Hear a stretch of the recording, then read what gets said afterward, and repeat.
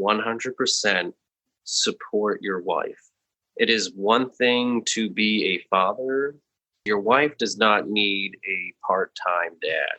They need a full-time committed father. And that is what every military father needs to understand, is that, yes, you have a career. You also have a responsibility to raising your child, and your wife needs a break. You might be on the front lines, but they're behind you taking care of everything, and you need to support them. Dory 1, this is Fire Team Delta. Dad's coming home.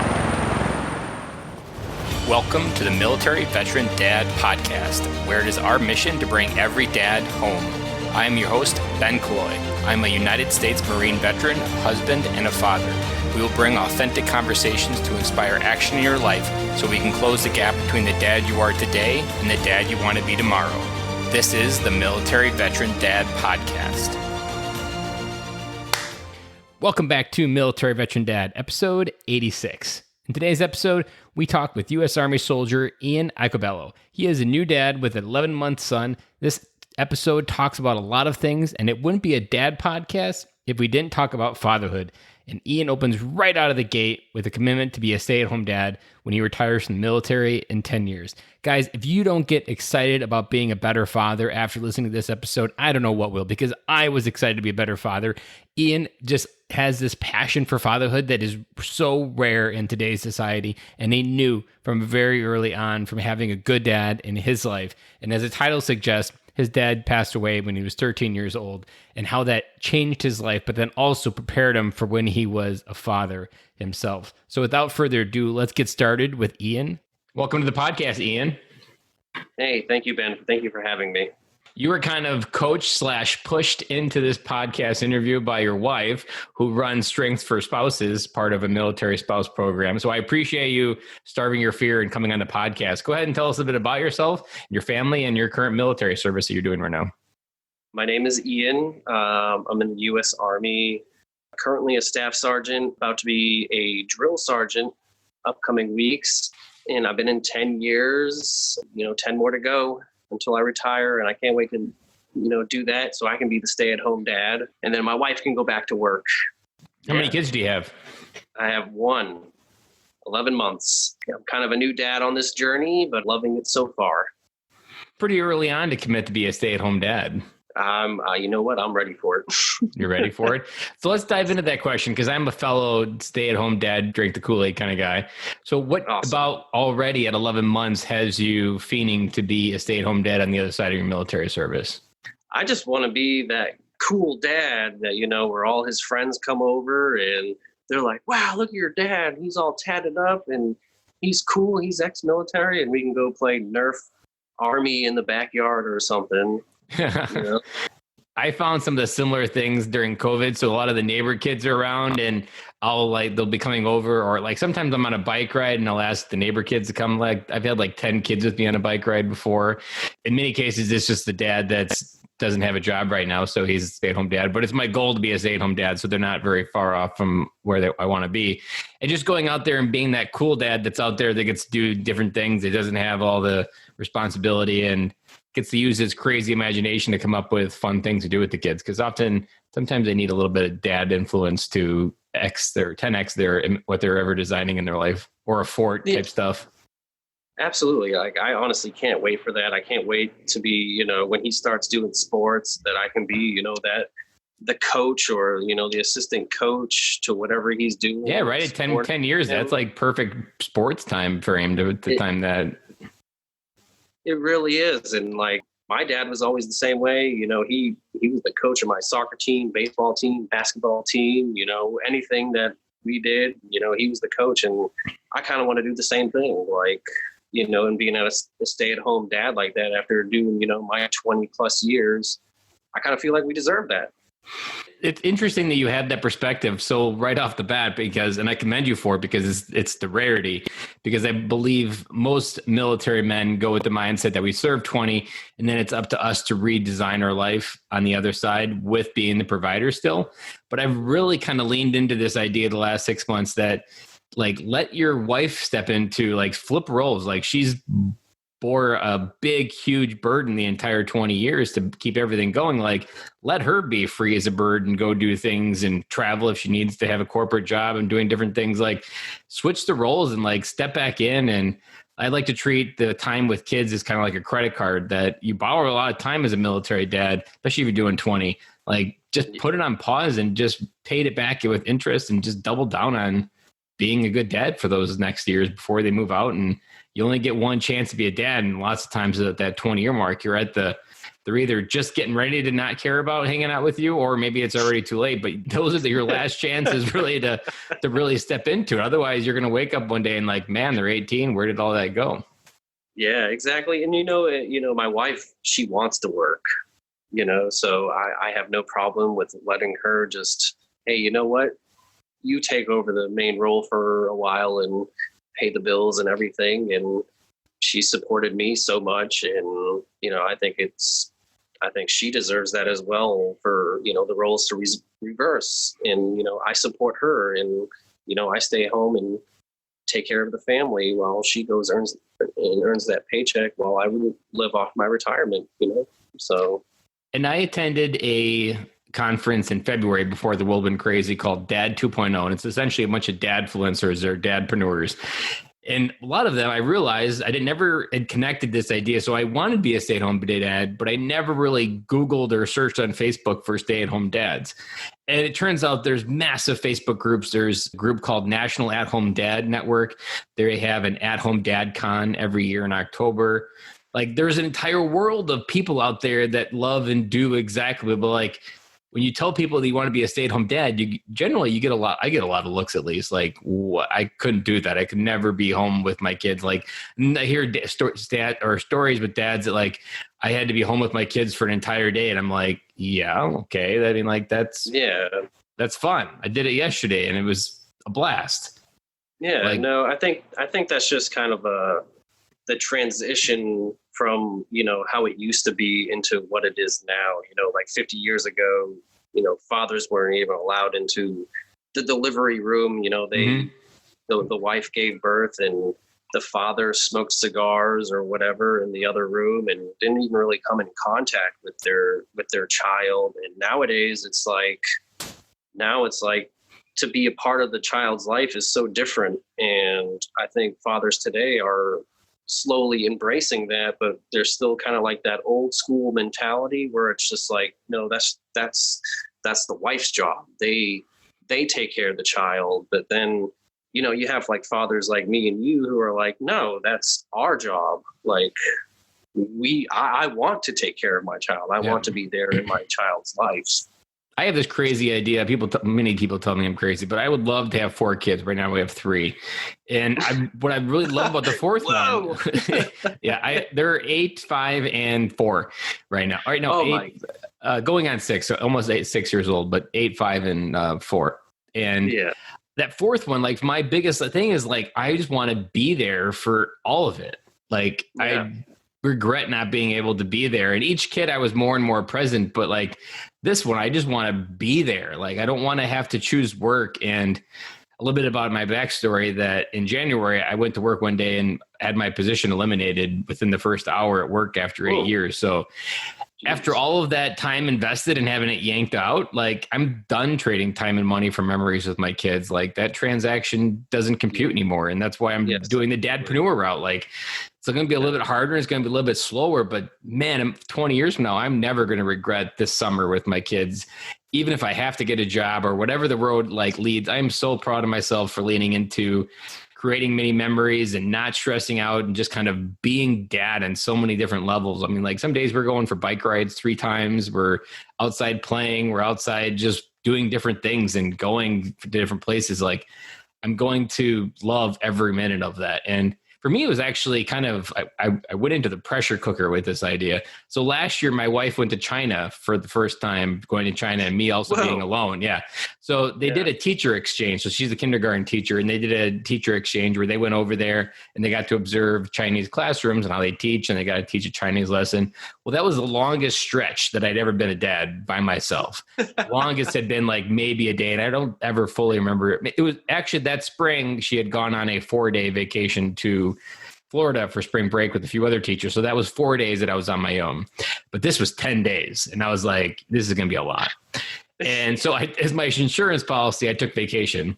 So I only had to be dad, which was still stressful enough. And by like day 4, I was blogging about it on my Facebook profile every night. I would just write about how beat down I was, or about some magical moment, or what, like everybody was getting a good laugh at my expense.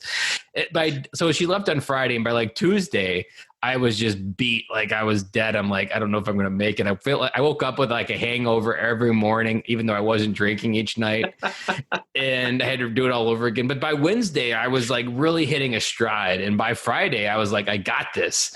And I was actually rereading a lot of those posts just a couple weeks ago and thinking back to like what I was actually doing. And I probably had a hangover of that memory going back to work. I was like, God, I just want those 10 days back. I just want those 10 days back.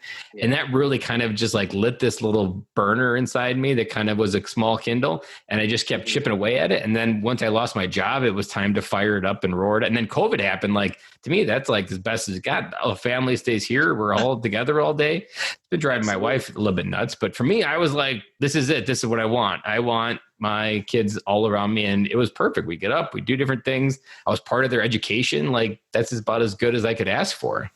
Yeah, COVID was the excuse. Hey, you know what, COVID? Yeah, I get to be with my kids. Hey, oh man, shucks, you know. Yeah, exactly. No. Like I've like the last 6 months has been some of the best. As long as I don't die from COVID, COVID will have made my life a better place. I'm really glad you said all that. That inspires me. You know, I can't wait till I have every day that I can with my kid. You know, maybe one day we'll have more. I don't know, 3. That's you can do it. If you're going to be a stay-at-home dad, you just got to get the training wheels a little bit. And that first one's intimidating. Once the first one gets to like 2 or 3, then you're almost automatically probably going to have 2. But some of the real problem that you're going to run into is, I'm going to foreshadow a little bit. You've got 1 now. You're going to think, you know what, we got this. I think we can do 2.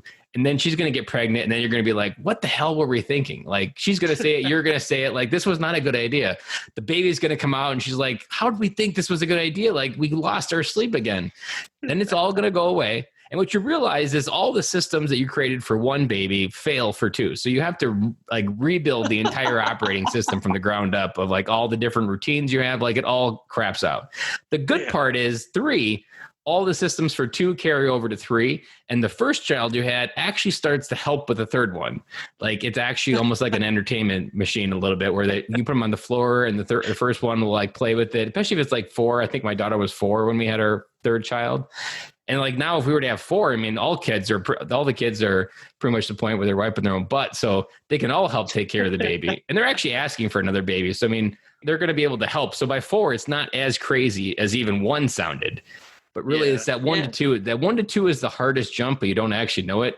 And you're going to lie to yourself to think that you can have 2. It's worth having 2. So I don't want to talk you out of it. Just, you want to go in with your eyes wide open that all the confidence you have from 1 blows up when you have 2. And you're like, what the hell? We got 2 diapers to change. We got 2 kids to feed. Like, how is this a good idea? And you did this to me. No, I mean, we would love to have 2. I mean, we would, absolutely love to have 2. I mean, I would love to have a daughter. You know, I have a son right now. So to have a daughter would be like the biggest blessing ever. I mean, I don't know. We'll see what life takes us, and go from there.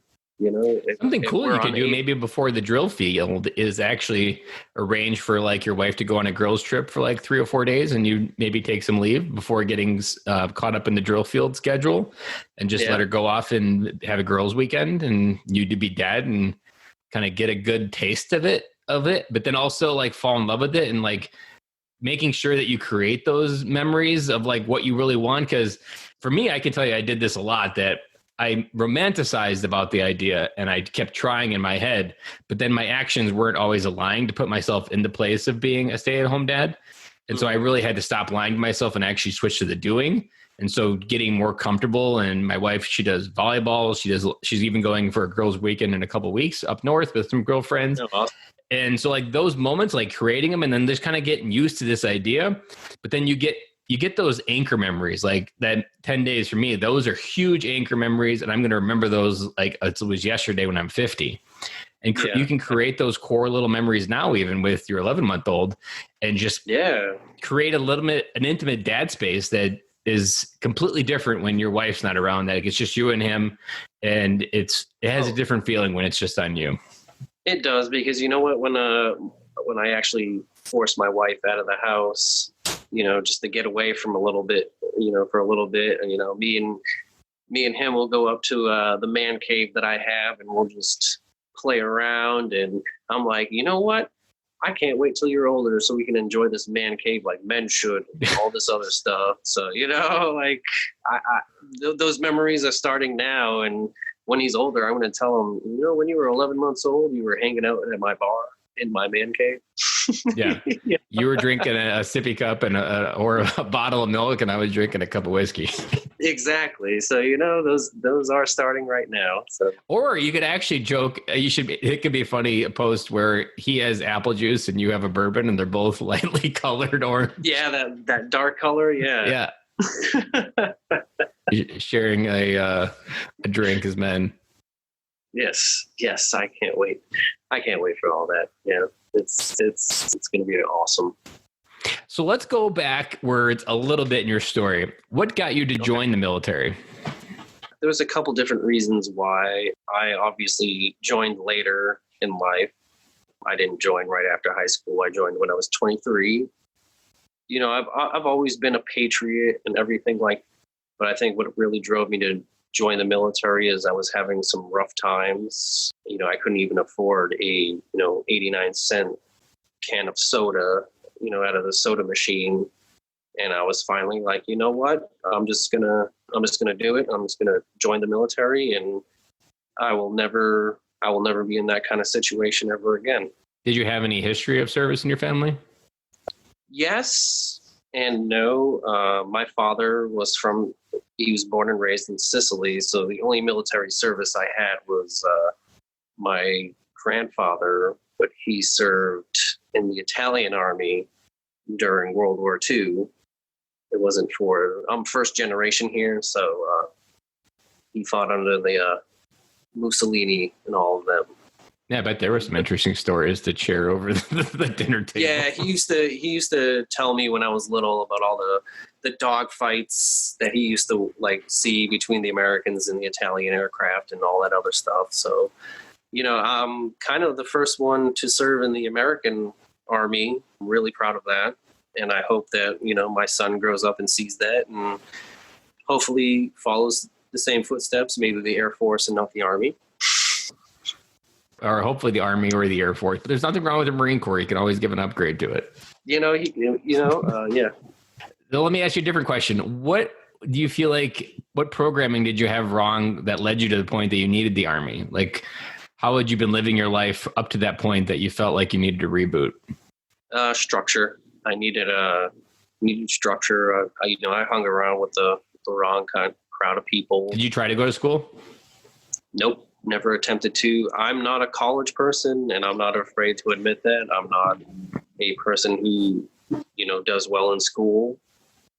The military is just, I always felt like was just something for me, because you don't really, as an enlisted soldier, you don't really need college to advance in life.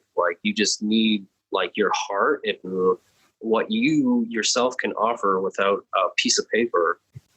So your heart, your mind, and your back. Yeah, exactly.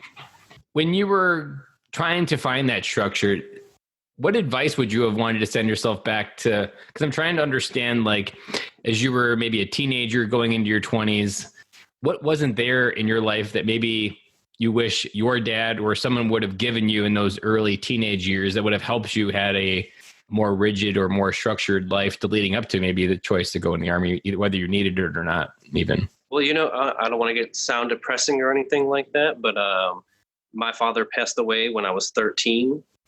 So I didn't really have that influence from him, who wished he had joined the military. So you kind of maybe went on autopilot. Yeah, I kind of did for a while. And then before I knew it, I was just like, well, what am I doing with my life? Did you feel like maybe you were staying 13 in your mind? Kind of, yeah. almost. Like I never really grew up or anything like Let that. go of that whole chapter of your early life there. Yeah, and when he passed away, like I maybe never grew up, but I always knew I wanted to be a father. And it got to a point where I was just like, if I have a kid right now, I'm not going to survive. I can't even take care of myself. Mm-hmm. So I was just kind of like, well, let me get my butt into gear and, do something about that. So is there a piece of advice you'd put on a sticky note if you could put it back there for Ian to find when you say, let's say 20 years old? I would say do it. Do it. I like it. Do it. I actually have a piece of paper or a label maker at the top of my screen monitor that says suspend the need to know how, because for so long even today, I would say I'm still not past this. It's a battle I face every day, but I overthink everything to the point where if I don't know how, I don't do. And then I switch to this. Well, I'm trying. And the worst part in 2020 is most people don't call each other out for trying. If anything, they actually probably get a little sympathy and they're like, well, at least you're trying. Or you could also frame it that if you're trying to go to the gym in the morning, maybe you get there, but don't do a great workout. Well, you're still running laps around the person still in bed. That trying isn't going to get you the result, even though you're trying. And like getting from that trying to doing, even the stay-at-home dad part, there's just the same thing was happening there. Like a lot of times I was trying to be a stay-at-home dad, but I wasn't really doing it. And I was missing some of the core things, but I was kind of sitting in my own misery of my own a little bit as I was processing the loss of my job and kind of the whole rewiring of my life. There was a lot of that, like, as long as I'm trying, I'm okay. And I don't really have to push the limits, but that's not going to fucking get us to where we want to go. No, absolutely not. I mean, you can either try to be a father or you can actually be a father. There's a difference between the two. And, for guys like us, we are fathers, and trying to be one isn't going to cut it. And that's kind of like a lot of things in life. You either going to try at it or you're going to just do it. So kind of like going into the drill field. Yes, absolutely. There is no try in the drill field. No, absolutely not. Either I'm going to train future soldiers or I'm just going to fail miserably at them. Yeah. Is there a piece of advice that you remember from your dad that you often reflect back on? That's something you still use every day? It's not necessarily a piece of advice. It's the way he was. He was an awesome father.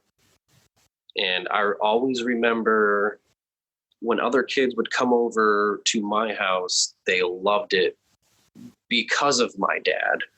And it's because my dad was always involved in whatever we do, and whether it was, snowball fights in the backyard or, whatever it was. And I never really realized it, but he was an awesome dad because he was so involved. And I guess just from seeing and growing up with that has just made me into the dad that I always wanted to be. He gave you the blueprint. He kind of gave me the blueprint. Yeah. What did he do for a living? He worked for Raytheon. He was like in top secret where he did something for the Patriot missile. I don't know exactly what he did. It was enough to allow him to be a stay-at-home dad, or not be a stay-at-home dad, but be a good dad, not get overwhelmed with whatever he was working on. Yeah. And, he might have worked long hours, but he always came home and was just like, "What's up, bud?" And I was like, "Hey, Dad, hey." And he would always give me the biggest hug. And I don't know, it was just the love that was there. And when he passed away, I never felt like he didn't love me or anything like that. And I can truly say that lives on through me, through my son. I just want to point out that while you didn't think you were podcast guest material, I would say you are perfect military veteran dad podcast material. And there's two major things that you're talking to there. Is one, the legacy of fatherhood. So at the bottom of my logo, I've added our family as our legacy, because that is the biggest thing that I've realized as doing this podcast and interviewing dads. It wasn't something I was even aware of. It wasn't even something I knew of until like episode 25. That this idea of legacy, or even put thought to it. I never even put thought to it. But once I put thought to it, it made perfect sense. And so many military dads get stuck on the legacy of our service. Like, why did my friend die and I lived? What did that mean? Mhm. What did it mean for us to go to Iraq 3 times? All of these horrible questions that have no actual answer that does anything to answer and make you sleep at night. But if you focus on family, like your family is the next, like I always say for someone that lost someone over there, like your friend died so you could go home and be the best fucking dad you could be. Like if you aren't being the best dad, like you are doing him a disservice. That's how you need to show up every day, because if he was a dad, like he doesn't get to hug his kids and his kids don't get to hug him, but you do. Like you can't be a neutral. You've got to be dad. No, yeah. And I really want to explain that to my son. You know, the Army is very, demanding. So many people miss birthdays, whatever. I want to explain to my son that, you know what? We do that so other fathers and sons don't have to experience what we do. We make that sacrifice so they don't have to. And I really want him to understand that there's something bigger that he's a part of that he may not understand now, but he will later on. Especially as he grows up, because he's going to be a military kid, so he's going to have to see you say goodbye, or he's going to have to see you go, and like he's going to carry a little bit of that burden, and helping him understand like what does that mean to carry it, what does that mean to be almost a little bit of a servant leader, like looking out for his house if he's going to be the man of the house when you're gone. Like what does that mean? Like that conversation, I believe, helps especially a boy grow and identify with the things that men should be thinking about, worried about, and like looking out for others. Like that's something that I like about what you said there. Yeah, I mean, he's absolutely, those military kids are going to be, they can be someone that really understands how to change the world, but you really have to give them the wisdom to help them understand how they fit into it. Yeah, and it may not be anything that you say or what you do. When he sees me, go away for like a year, it may just like click into his head. All right, I'm the man now, and that hopefully that carries on to, when he grows up and goes into his marriage, he can look back and say, you know what, I had to do this, this, and that. I'm going to be the father that my father was to me. Mm-hmm. You hit it already there as well with the way you talked about your dad and what he gave you as a blueprint, that your dad's never going to be forgotten as long as how you live as a father continues to shape fatherhood in your family in the future. And maybe if his dad didn't have maybe if he started a new chain, let's say, and this was like a new chain of being a good dad in your family, like his name will be the person that started this whole new branch of what it meant to have a family and be a dad, and what that meant to lead your family. Like that's the legacy. And I wrote a blog post I think about like 2 years ago now. A veteran is only forgotten when no one repeats his name. And it kind of came from the movie Coco, which is probably still too early yet for 11 months. Oh, that was awesome. Yeah. Such an awesome movie. Yeah. It's the Day of the Dead celebration of remembering like that. I was watching it and I was like, poof, it hit me like right in my, I got to write a blog post. And it hit me awesome. Like, veterans are only forgotten when our legacy stops getting repeated, our name stops getting forgotten, whatever we created. And our family, our kids are the best chance we have to truly make that dent. And your father started something, even though his work ended at 13, he probably even ignited it even further, because he formed your heart in a way that allowed you to get excited about fatherhood, but then also with the pure responsibility that like, it's on me to kind of keep it going, because he did leave your life early. It's so sad that, my son will never meet him, but he will meet him through my memories. Yeah. Your stories. And like, as long as he knows who he was, like, that's what matters. Yeah, exactly. He was a proud Sicilian, he made sure, that I knew that I was Sicilian and all this other stuff. So I'm going to make sure that my son knows that he's Sicilian and proud of it and all this other stuff. And, my name lives on through my son, my last name. It was really up to me for my last name to move on, and now it will through my son. That's I don't remember when this colloidism hit me, but it hit me maybe a couple months ago, that what we do on this earth is important, but what we leave behind is 10 times important. And I think that's what your dad do. And that's what he's already implanted in you as you become a father. And you're already picking up the blueprint. Like you already got your 10-year plan for when you want to be a stay-at-home dad. And if you can create more of those memories before 10 years, like it's just going to drive you that much more. And unlike me, when I pulled the plug for those 10 days, you won't be trying to ride your bike for the first time. You'll already be worked up and like, hopefully maybe you've done a week or maybe you've done 2 weeks and your wife has gone away for 2 weeks somewhere. Hopefully you've got a little training wheels on before you pull the plug at 10 years and you're already like, I've got this. And you you've know already what? even living it more. It's just like any training and exercise in the military. You just got to dive right into it and see what happens. Even if my wife goes away for 10 days, I know I'll be fine. I've gone, 6-7 days without sleeping, without eating, and all this other stuff. So let's dive into why the drill field. I was DA selected for it. So you just kind of like got lucky, unlucky, depending on how you took the news. You can say that. I mean, I wanted to be a recruiter.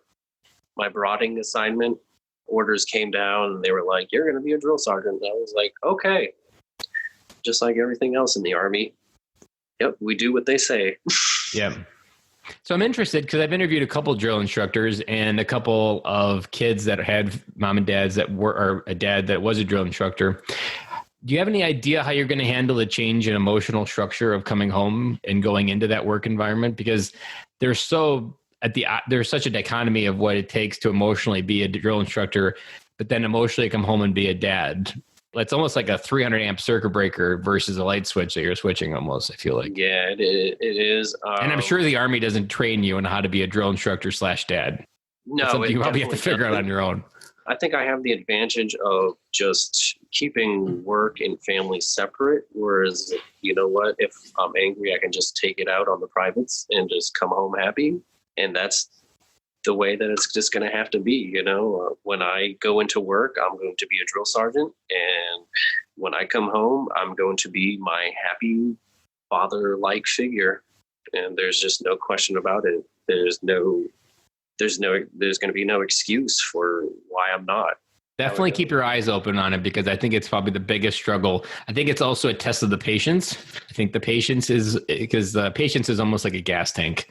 Like it is. When it's empty, and you just can't turn a light switch and fill it back up. And that patience is what it takes to really, especially at those early ages, they need an uber amount of patience. And when you come home empty from like, maybe the recruits emptied it out because they were just being idiots and you had to like PTM more than normal. Yeah. And then you got a kid that doesn't listen and you're like, God, I just had 80 recruits not listen all day. Why can't you listen? Like that, that emotion can be one that messes up with you. But I can see the difference in between them because the recruits, they're there for a short time, whereas my son's going to be here forever for me. And when I walk in, after a long 18-hour day and my son comes running up to me screaming, Daddy, just going to melt in his arms. And that's just going to make whatever happened that day disappear. Yeah. The mindset I always kind of came in with the door and it was always validated every day with the kids running through the door. It doesn't happen as much now without having a job, but I was purposely always getting him off the bus and on the bus and like that hug. Like that was absolutely amazing. But you realize quickly that like once you walk through the door, no matter what happens, you're still their hero. Like they don't care. They don't even know. And in your eyes, you're still the biggest idea of what it means to be a person. Like they're always looking up to you and they're always excited. And I can be gone for 5 minutes. And my son's had a couple days, like, so he's 5 and almost 6. So he's a little bit on the edge of doing different things for different reasons. And I come home for I've been gone for an hour getting groceries or something. And then he'll just be on me like stink on shit. Like everything I'm doing, he's got to be right behind me. And those moments are the ones where I really love having the patience, because if I can have the patience, all he does is want to learn what I'm doing. Like tonight, I was teaching him how to cut up a watermelon, and he absolutely loves watermelon. It's those little micro moments that if you can keep the patience, that you can really create something that allows you to fuel yourself forward. But if you don't have the patience, you won't be able to have them happen. You'll just get annoyed and yell and shut down, or maybe try to ignore them for the rest of the night. So I commend you for the mindset and being the awareness, because I would say you're not the average military dad that goes home with the awareness of what the emotions had that day, and even just allow them to switch to a different mode. Like most of us stay in that same mode without ever realizing there is a mode.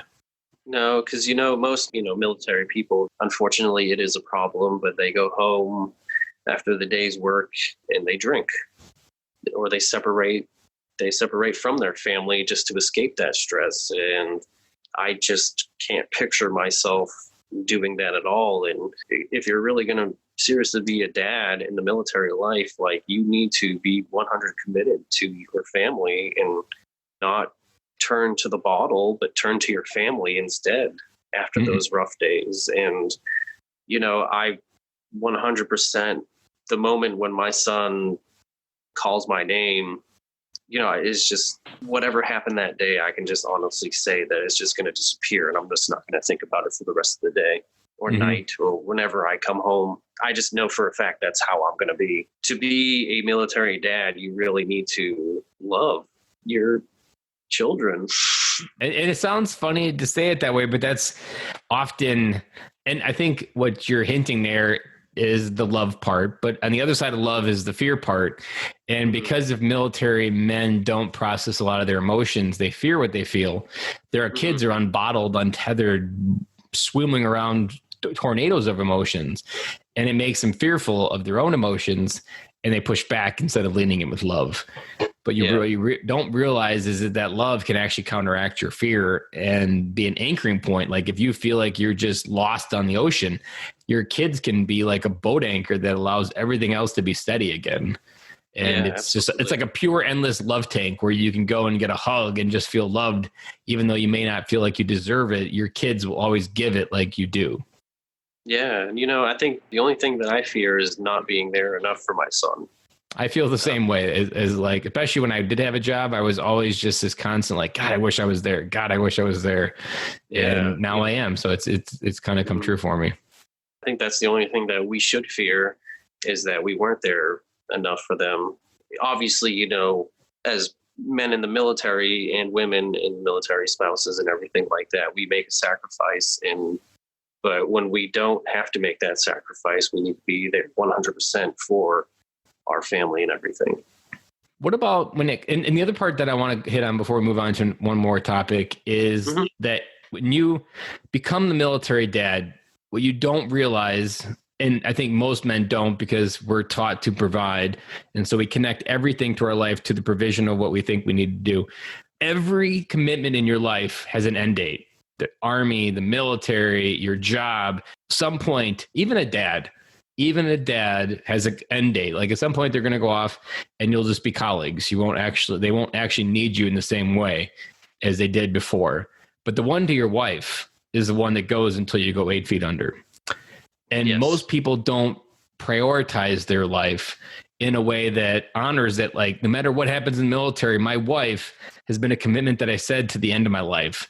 And it needs to be more important than even your kids, because your kids are going to betray you and they're always going to be there and they're always going to love you. But your wife, that relationship, there are so many times when you get that out of order, like you think you need to prioritize the kids, and then they turn 20 and they move out of the house, and then you look at each other and like, I really don't know who you are, because you spend so much time looking and focusing on the kids, and then everything explodes and you've got to start over again at 20 years into your marriage. Like, it needs to be the number one priority. And the hardest part, and I feel like it's a duality. The military service is noble and it's worthy, but it's also an excuse that this is more important than me doing something for you right now. And I think there's a lot of men that hide behind that, especially like you can hide behind, I got to work late at the office if you're in the corporate world, but often you can really call that BS. But in the military, you could even stretch it further. Like, my command said, I got to be here. And whether it's true or not, doesn't matter. You've used it and that's what she's going to believe. But whether, like, so you're never going to get called out for doing that in the military generally, because everybody just thinks you're doing it for the right reasons. But that reason is what's going to slowly withdraw. We were talking about taking your time like a credit card. Like, it's just going to keep borrowing time from your marriage, and with interest, it's going to eventually go bankrupt and it's going to max out and your world's going to explode. And you're like, how did we get here? Well, started when you said your command needs you to work late nights this week. And, I'm thankful that, my wife understands exactly, it's the Army first, then everything else. Unfortunately, it is like that. But you know what? My wife understands that. The Army can have that mindset, but your mindset with it and just making sure that she always knows that she's still number one. I honestly believe that she knows that she's, number one. She knows that I have a duty. It's what I signed my name on the dotted line for. And, I am 100% willing to sacrifice my life for the greater good of this country. My son and my wife may not realize it. I may die tomorrow. They will live on. And because of my sacrifice, they will live in a peaceful, harmless, safe world because of it. I thank my wife every single day for the sacrifice that she makes for me making my sacrifice to my country. And that's really what the military spouse is they are, if you're not going to be, you have to be as committed to the Army as you are your military spouse. It's a sacrifice that could never be repaid, honestly. It's been hard for me to have my wife give up her career for mine, as many, military spouses have. She makes that sacrifice, and the best thing that I can do for her is when I am home, that I am 100% committed to her and, supportive of whatever decision she makes, whether she's upset at a job and she's like, I can't do this, I want to quit. You know what? I got you. I got your back. I got your six like you got mine. I just don't understand how so many men in the military, they're so easy and quick to divorce, as they do. They just don't even want to, even commit the time to make everything better. You can't do that in the Army. Why do that in your marriage? And it's almost difficult because the Army is that nice, warm place that you can hang out without a lot of negative consequences. Like, you can mess your life up pretty bad and still have 4 squares or 3 squares a day and a roof over your head, even if you did get divorced. So it's almost like you have that safe place to run back to, and it makes it easier maybe to get divorced versus like blowing your life up if you're on the outside and you have to completely rewire your life and income and all these different things to make things work. I don't know why it's frustrating every time I see a divorce, or the ones that really kill me is when the dad doesn't feel that his family, he's a burden to his family, and they take his own life. Those eat me up because, like in your case, like if your dad would have killed himself at 13 versus just passing away, the most common thing that I've discovered interviewing other people is what they get stuck on is they don't know why their dad didn't love them enough to stay. Like, what was it about me that was so bad that you couldn't stay around? And that feeling and scar never heals. Many dads think they're ending the pain either maybe through divorce, like they just feel like they need to get out of their family's lives, or they think they're doing the kids a favor by maybe killing themselves. But all they do is pass that pain on and that darkness in a way that their kids never understand it. And through years of therapy later, they're going to figure out why, that it was connected to how their father removed that idea of love from them without their permission, kind of. Absolutely. And I don't want to pass that on to my son at all. But on the other hand, in your case, like the way your dad did live and the way you're living as well, even if you died tomorrow, you already have this legacy of blueprint that your wife understands what kind of father you were, what kind of father you wanted to be, and the things that you did. There was Ashley Buggy, I interviewed her last summer on the podcast. Her husband died on a scuba diving accident, or a recreational scuba diving accident in Hawaii. He was a Navy diver. And he lived life without a bucket list. The PCS to Hawaii, 5 guys in San Diego got on a sailboat and PCS to Hawaii on a sailboat. And so, like, that's the kind of mindset he was. Like, he did it without a bucket list. Like, if he wanted to do it, he just did it. And we were talking on the podcast that, like, awesome. And she was 6 months pregnant with the baby, and she had 2 kids already. That was like the oldest was 4 when he passed away. So, I mean, if you can imagine the emotional burden of trying to continue on your life. But like, when we were talking, like, he left a blueprint for his kids to follow. Like, if he ever wants to, if the kids ever want to know what would dad do in this moment, all they got to do is something adventurous, and they'll probably feel like dad's with them. Yeah, because when you live your life in a way that your kids can understand, like we've been going on long bike rides, like 8 miles to the local gas station to get some Slurpees and milkshakes for just a bike ride with my oldest daughter.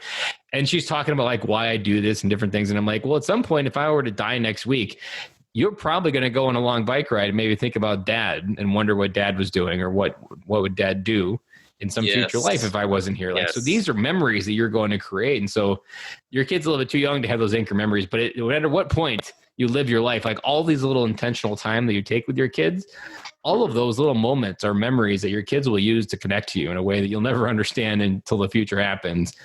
But those intentional memories happen. And like once you allow them to get to know you, like that's going to fuel you or fuel them well beyond your time on this earth. And that's what Yeah, and I matters, mean, is when you make those intentional deposits. absolutely. I absolutely 100% agree with that because, I find myself doing the same things that my dad did and said to me, like, tell my son, what's the matter with you? Pasta fazoo. You know what I mean? Like I remember my dad used to say that to me and it just came out instinctively how I talk to him. And I'm just Talk like, about where did never that being come forgotten. from? Like that's probably Yeah. it's gonna be a curse that keeps passed on from generation to generation. And it's just like, I don't even know where some of this stuff comes from. But then like, I remember back and I'm like, you know what? He used to say that to me. And now I'm saying it back to him. It's crazy the way that, like, when you have a good father, it just passes on like that. And, even, my grandfather, I take the grandson and grandfather relationship really seriously because my grandfather took over as that father figure when my dad passed away. And even like the same thing with him, like the things he used to do with me, I'm still doing with my son. I think it's wonderful the way that I'm so blessed that I had such a good family. And I know my son's going to have a good family too. And that just, it swells the heart with joy. Mm-hmm. It does for me as well.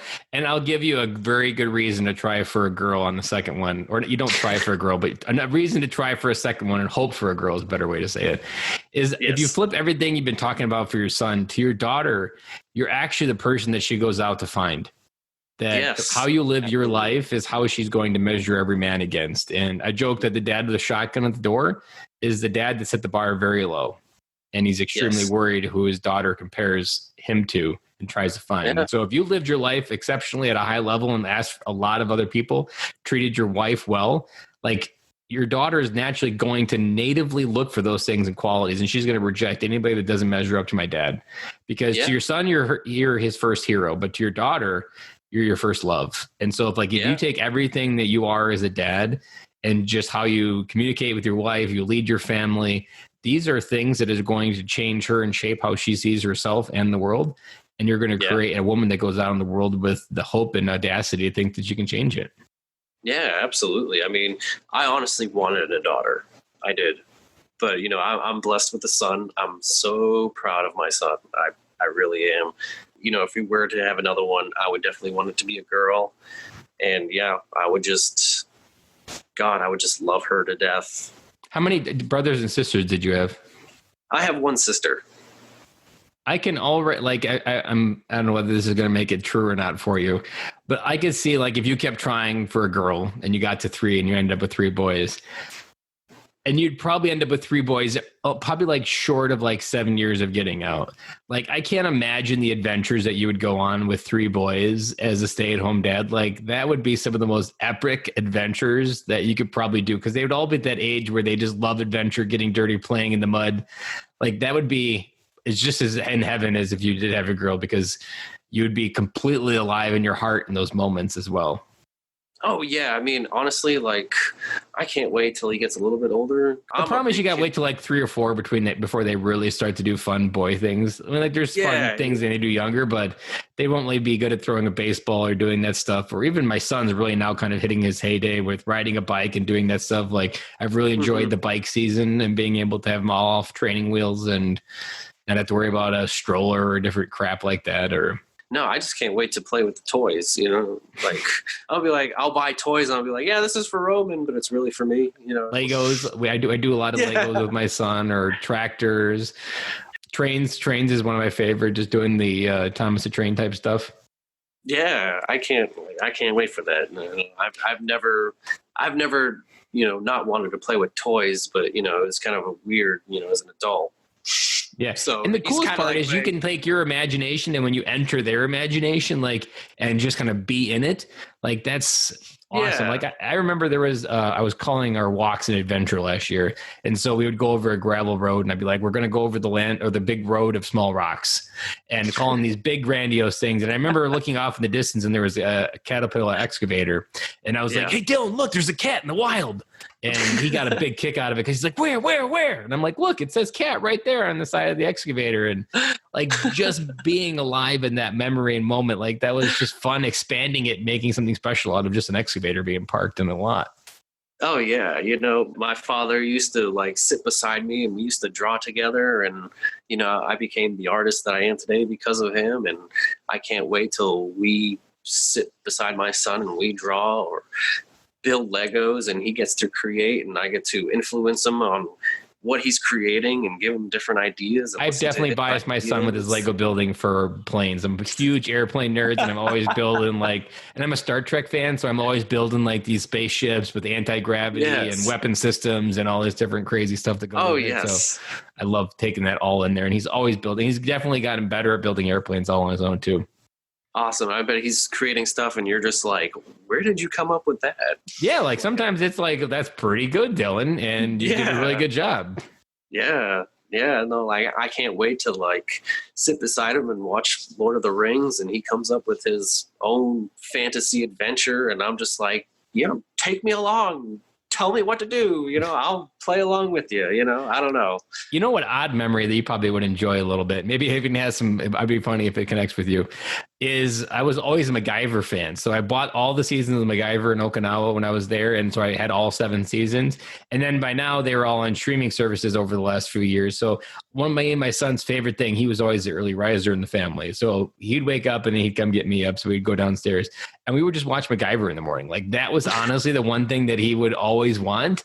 And I just loved, like, I love MacGyver and I love that he loves MacGyver and we're just sharing in it. And he would ask all these different questions about, is MacGyver good or is MacGyver bad or why is MacGyver doing that? But like, I honestly believe my brain I think like MacGyver a lot. And I believe it's because I've watched MacGyver and it just kind of helped me understand how to make my brain more effective. And just like sharing that memory of MacGyver with him.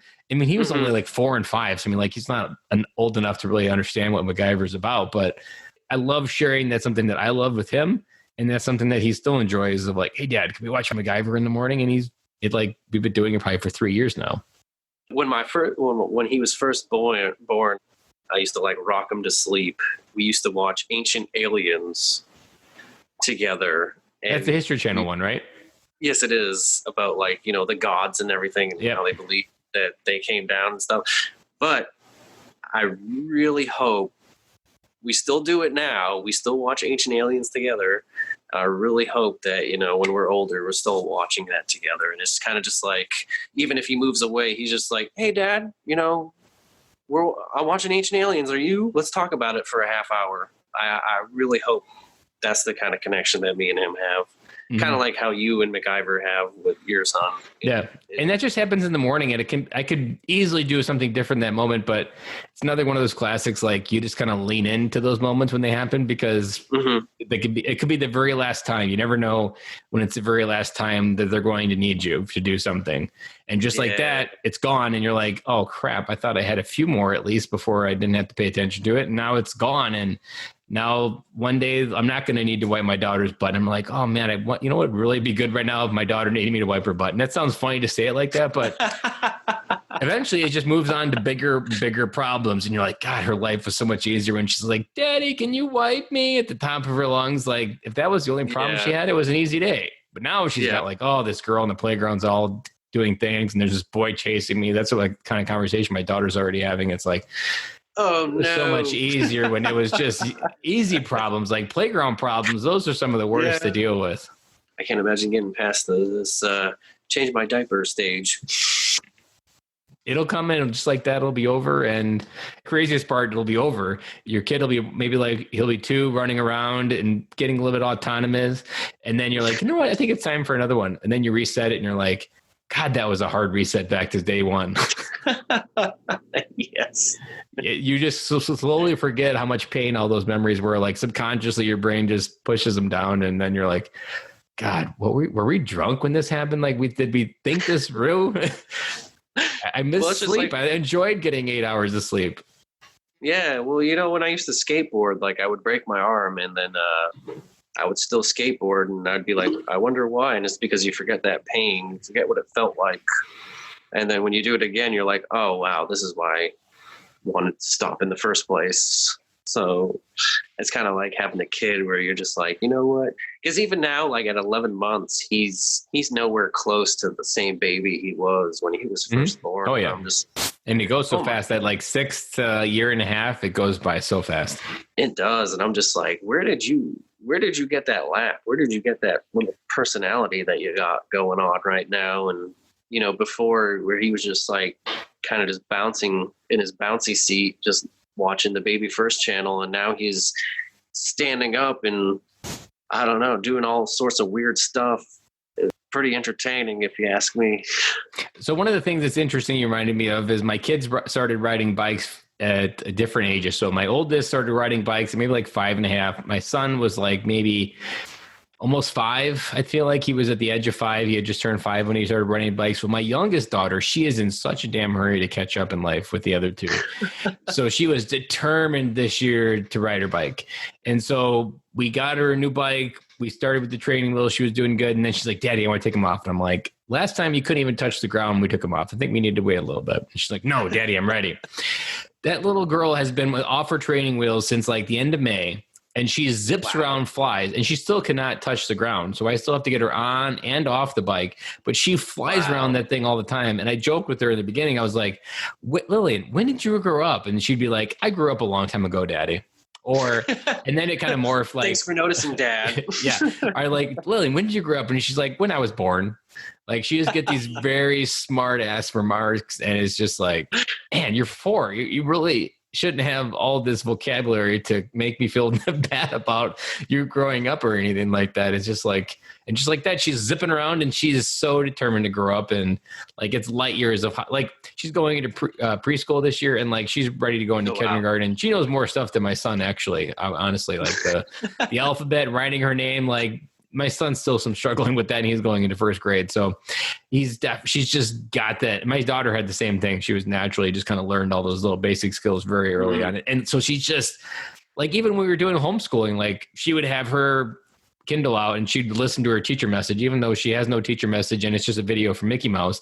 At the end of it, she would be like, my teacher told me I needed to color a picture for her. And it's just, and there's no picture message, but she would just imaginatively create this up because her 2 older brother and sister were always watching a teacher message every day. So she had to watch a teacher message in her head with the other kid because she just had to be like them through that entire time. Wow. So, well, it's crazy, and it's all part of the process, and it's absolutely like in those early years, it's all just shaping you to who you get to become as a dad when they grow up, and it just gets better and better. And it may seem hard now, but you're being sculpted in a way that you're going to lead your family in a way you're not ready for. But that's almost all why you have to go through that hard times of being a dad in the early years, because you have to kind of be withered back before you can kind of grow into who you are as a father. I feel like that's, military fathers kind of have an advantage, is because we're so used to just going into the unknown and just coming out on top, and, having a kid is just no different. We kind of just learn as we go. And the more we learn, the stronger we are. And even just a sense of adventure. Like we've lived a lot of life as military dads. Like if we can gift even just a small percentage of the wisdom and life depth that we've given by traveling the world, like you can create some amazing adults that don't even come close to the other kids, the potential that they have, because they don't have that dad that has such a depth to his view. Yeah. And I honestly, I just can't wait, man. Like I want him to grow up, but I don't. I want to suck in these moments that we have with him right now, but I can't wait until he starts talking and just saying weird stuff where I'm just like, but at the same time, I'm just like, you know what? I'm glad, like just those proud moments. I can't wait. You better be careful, because it's that look right there that's going to be the one that gets your wife pregnant again. You're going to come out of this podcast interview and like, honey, I've got the best idea in the world. You're going to think I'm nuts, but I think we can do it. Let's have another one. Yeah. Why not? Why not? We did one. What's the worst that can happen? Yeah. We figured out the first one. We'll figure out the second one. The second one will be easier. I mean, this one was hard, so imagine. And you got me in your back corner. You got a dad with 3 kids. You got a podcast where I'm always putting out advice, so you can always check in and see what I'm doing to kind of like give you that edge up on not trying to figure it out from the first time. Exactly. I'm like, he's ahead. So we just have to listen to what he's saying and we'll be okay. Yeah. And actually, to close it out there, you picked up the power of coaching, like which most military men don't realize is that for millennia, we survived in tribes and we always had people ahead of us and behind us. And even as military men, part of a military unit, we don't synthesize that unit mentality with the wisdom of people higher up in a chain of command into our own life. And we just assume we have to figure it out. But for millennia, we were figuring it out together as a tribe. Yeah. And Yeah. we're never meant to figure out dad all on our own. Like there was always a dad that was ahead of us and there was always a dad behind us. And there's going to be a dad behind you. And you're like, hey, you should try this when you got a newborn. And you're going to feel like you got some good advice, even though for a guy that has 3 kids, you're probably like, well, I don't got probably much good advice, but there's always someone else on the other side of that. And I always like to explain it like a barrel of monkeys. You always got one hand up and one hand down in the game of fatherhood. That is so true because, there's a couple guys, they've had babies like a month or 2 before and after mine. And we're always like, has your kid did this yet? And are they doing this yet? And we're just talking about like all the same things. And the fathers were like, I'm a month ahead. I'm like, have they done this yet? And they're like, yeah, is that normal? And I'm like, yeah, of course it is. And then I'm asking the fathers ahead of me, is this normal? And they're like, yeah. And I'm like, well, that's good. Do I take him to the doctor for this or not? Yeah, exactly. And I'm like, he's doing this weird head shake thing. Is that normal? And they're like, yeah, they all do that. I have found that the willingness to take him to the doctor so quickly definitely goes down with the more kids. You're more like, yeah, it'll go away. We're like that now. We're just like, and he's fine. He sneezed. That's great. Yeah. We all do it. It's those first 3 months where you feel like you could break him. Like that's really where the fragility of the idea. And you're like, I think we should take him. I think, is that a rash? I think we should take him. Yeah, and then they have this like floppy neck thing that goes on, and I'm just like, is it breaking? I don't know. Should we put a neck brace on him? He has a dent on his head. Is that normal? Yeah, it's flat. I don't know why, and there's no hair growing back there. Yeah. Is that a problem? Is he going bald already? Oh, no. Well, Ian, I've absolutely loved this interview, and I loved it because we didn't really know where it was going to go, but we went right into the core of the podcast, and I'm pretty sure you enjoyed the conversation as well because you weren't fully sure what you're going to expect. So I really appreciate you coming on the podcast. And if I could only ask one more thing, what's a parting piece of advice that you've learned maybe in your first 11 months as a dad, something you want other dads to remember that your father taught you? What's one thing that you want dads to take away from our conversation today? To absolutely 100% support your wife. It is one thing to be a father. I guess what I'm trying to say is your wife does not need a part-time dad. They need a full-time committed father. And that is what every military father needs to understand is that, yes, you have a career. You also have a responsibility to raising your child, and your wife needs a break, honestly, because you might be on the front lines, but they're behind you taking care of everything, and you need to support them. Absolutely. That reminds me of some parenting advice that I use with my daughter. So like a lot of parents dismiss their kids' problems that they have in their life, whether it be teenagers or my daughter at 8 when playground issues. But I always try to approach it like their world is just as real as yours. It's just different perspective. And when you dishonor or when you tell them not to feel about a certain way, all you do is suppress whatever they're feeling. And no matter what you're feeling, or you always have to walk into it like whatever they see in their world, that's their reality. And for you to walk in and judge it or control it or ignore it even, it just makes them shut down even more. And you need to let them feel what they need to do. And also as men in women's lives, you need to help them through it. Like when you can bring and understand how to own your masculinity, which is something we've talked a lot on the podcast recently, when you understand that, you can help actually guide your wife through whatever she's feeling. Because when the feminine energy is out, like it's a very untamed energy, and the masculine energy is what's designed to help control it and make it feel calm. You need to be in control of who you are and how you can show up. And you need to be fully showed up in your marriage and as a father to really be able to hone that and be able to support your wife through those feelings that she's going to be having. Absolutely. I mean, it shouldn't be a problem to take your kid for a couple hours to give your wife a break. If I can do it for 10 days for 3 kids, anybody can do it. Exactly. And if that's a problem for you, then you shouldn't be a father in the first place, honestly. Like you should want to be give me him. Like I said, if that's a problem for you, then then you shouldn't be a father in the first place. That speaks to something I always say with kids when they trigger you, that when you're triggered by your kid, that says more about you than it does about them. They just figured out your weakness and how to use it. Yes, that's true. That is very true. So if you don't feel like being a dad, that says more about you than it does about them. It's not about their behavior. They just don't know how to push your buttons, and they're designed to figure it out. They're human beings, and they're going to keep figuring it out. And whatever you feel triggered about, that's some area you haven't explored, and there's some thought, some story, something that makes you very uneasy that you don't talk about at dinner parties. Well, Ian, again, I want to absolutely thank you. This conversation has been awesome. It's been a great way to end the night here. And thank you for coming on the podcast. Thank you for having me. This has been great. This has been a wonderful first time for me on a podcast, and I think hopefully I created a monster, and you're like, I got to do this more. Oh, I absolutely want to, definitely again. And thank you so much for having me. This has been amazing. Guys, I hope you enjoyed Ian's story as much as I did. His passion for fatherhood is so contagious. You just can't help want to go out there, hug your kids, throw a baseball, and be a better dad. And so some of the takeaways that I got out of this episode were reigniting and believing that being a stay-at-home dad is a noble cause. Right out of the gate, I didn't know Ian was going to lead with that, but man, we instantly connected when he talked about being a stay-at-home dad.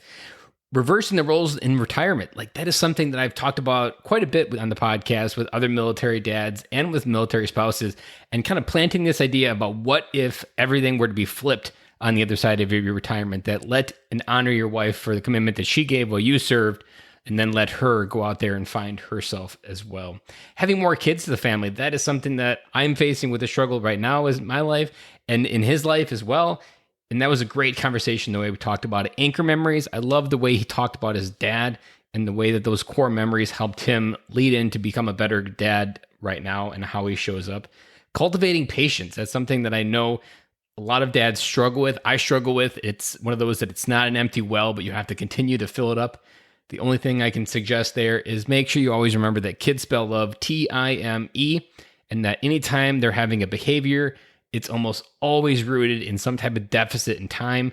And a lot of that patience is killed when you really, instead of trying to manage the situation, you really need to stop what you're doing, invest some time, or flip it around and say, hey, I'm doing something right now. In 10 minutes, dad can do something with you. And enjoying those micro moments, that a lot of life happens in those little mini moments where you don't really expect something magical to happen. But man, that's where the gravy happens. So guys, with that, I again hope you enjoyed Ian's podcast. Thank you for being a listener. I can't tell you from the bottom of my heart how much it means to me to be a podcast host to you guys on this topic and to hear the feedback about how these episodes are making you become a better father. And if you need help out there, please don't hesitate to reach out, ben@militaryveterandad.com. I'm always there. I'm always willing to have a conversation. If it hasn't been apparent on this podcast, I try to keep my life as an open book, and I try to be that friend that I wish I had in my life for someone 5 years ago that I wish I had in mine. So with that, I will talk to you guys again on Friday, and you guys have a great and epic week.